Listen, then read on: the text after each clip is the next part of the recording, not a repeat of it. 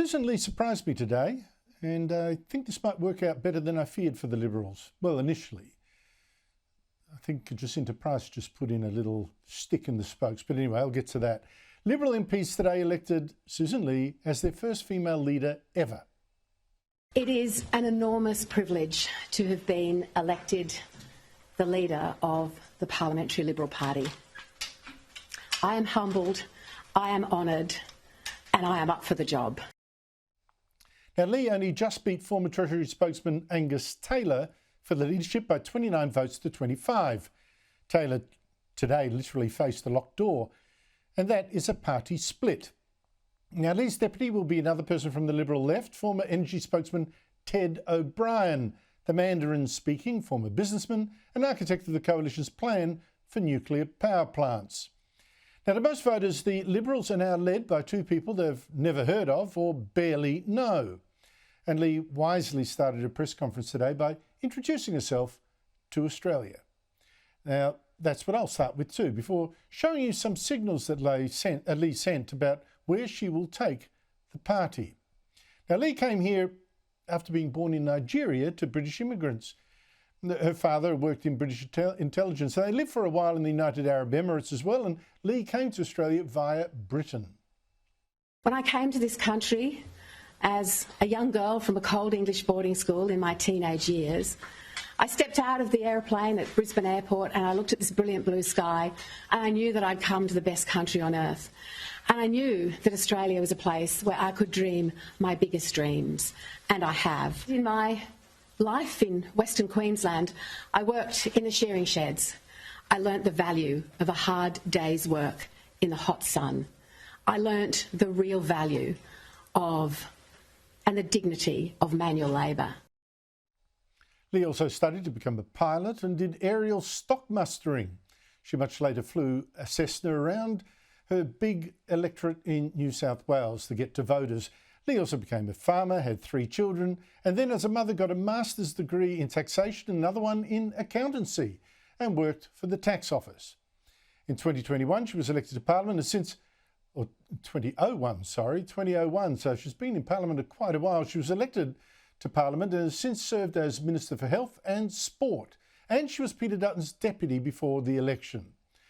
So all in all, a woman of substance, even though she's never actually impressed herself on any big public debate. That was a question mark I had about her. But she does come to the leadership with less baggage than Angus Taylor would have, as the Treasury spokesman who actually promised higher taxes than Labor did. And as a woman, she could now say this was now her mission and look like she meant it. We have to have a Liberal Party that respects modern Australia, that reflects modern Australia, and that represents modern Australia. And we have to meet the people where they are. And that's what I am committed to doing and what I'm determined to do. I want to do things differently, and we have to have a fresh approach. So sounds good, but, there's no details with it. But, the optics today were good. And Ley would have also got at least a bit of sympathy for this and for soldiering on. I want to acknowledge my mum, Angela in Albury. My mum is very sick, and on Mother's Day, before I came up here, I called in to see her and I thought that it might be the last time that I did. She is in end-of-life care, and this week has been tough because I've kept in touch with her and her medical team and my family, and I just wanted to mention my mum this morning, and I know you'll understand that after I've taken all of your questions exhaustively, I will be heading home to be by her side. And my mum grew up in wartime Britain, and the values of resilience, self-reliance and persistence that I believe I have today come from her. So thank you, Mum. So what in Ley's performance today did I think would give the Liberals some hope? Well, of course, the fact she looked and sounded fresh. As for policy, Ley did sensibly say she wasn't going to announce any policies now, not without looking closely at what went wrong in the election and deciding things collectively with her party. I committed to my colleagues that there would be no captain's calls. But let me pass on some hints that Ley did give. Most of them you'll probably find good. It's true that Ley is of the Liberal left and said governments were one from the centre. That said, she was not ruling out dumping the net zero target that is driving the Albanese government to scrap our coal-fired power stations at enormous cost, as you've seen in your bills, and at a risk to our supply. There are different views about how we appropriately reduce emissions. Now, we need to reduce emissions in this country, and Australia needs to play its part in reducing emissions. That I absolutely sign up to. We also know that if we don't do energy policy well, we can crash the energy grid, we can cripple Australian manufacturing, we can have a situation where sovereign manufacturing capability in this country is going out the door backwards or going overseas. You're prepared to walk away from net zero? You're putting words in my mouth, Andrew. No policies have been adopted or walked away from at this time. All right, you saw her paying some tribute still to, the global warming business, but she knows she can't go Labor light on global warming when the Nationals would then walk away from the coalition if she did. A split really is on the cards. Ley also wouldn't go all, the three flags nonsense or all out for the new tribalism.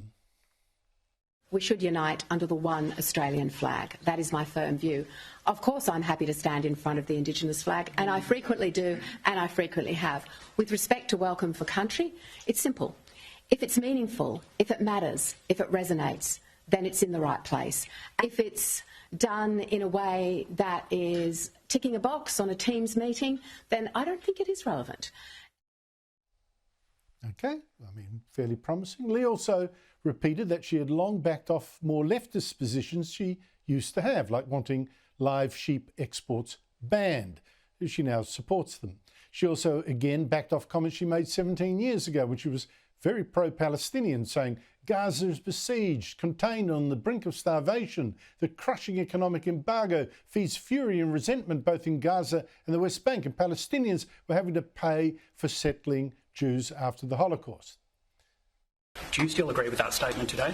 I don't, and one of the great privileges of advancing in years and understanding is looking at issues that you might have once seen through one prism, through a different prism. All that said today really was the easy bit, believe it or not. Ley just needed to sound and look like a healer, and she did that and seemed confident.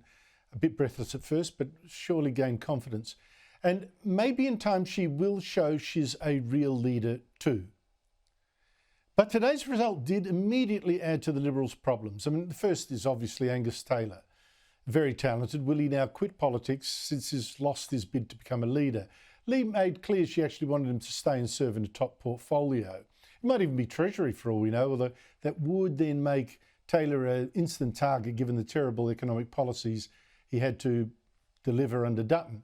Now, interestingly, Ley hasn't yet agreed to let the ambitious Ted O'Brien claim that Treasury portfolio for himself, so watch that space. Second, coalition superstar Jacinta Nampijinpa-Price. She was damaged a bit today. She wanted to be deputy leader if Angus Taylor won. In the end, she didn't even stand for the job that was the whole point of her walking out on the Nationals last week and becoming a Liberal instead. All that betrayal, all those hurt feelings and anger for nothing. And third, having Ted O'Brien as Ley's deputy will make it now harder for Ley to dump his nuclear energy plan. And not that she should, well, not all of it. But already Energy Minister Chris Bowen is attacking him, posting Ted O'Brien, the author of the coalition's spectacular failure of a $600 billion nuclear policy, well, that's a lie, by the way, has just been elected deputy leader of the Liberal Party. They don't seem to be listening to Australians. Bowen doesn't seem to be listening to facts. That said, it was actually O'Brien today who gave the most rousing statement of Liberal values. And I think you could read it as a warning of his own political ambitions.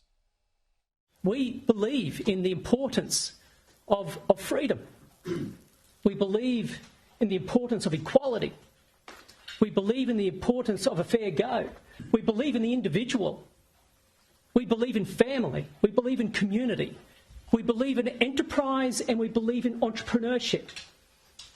And these values which unite the Liberal Party are the very values that have the capacity to unite the nation.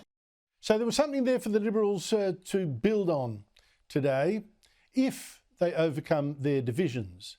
And at least Lee seems a listener, which will be essential. If she's got the goods to actually take the party to the next election, that remains to be seen.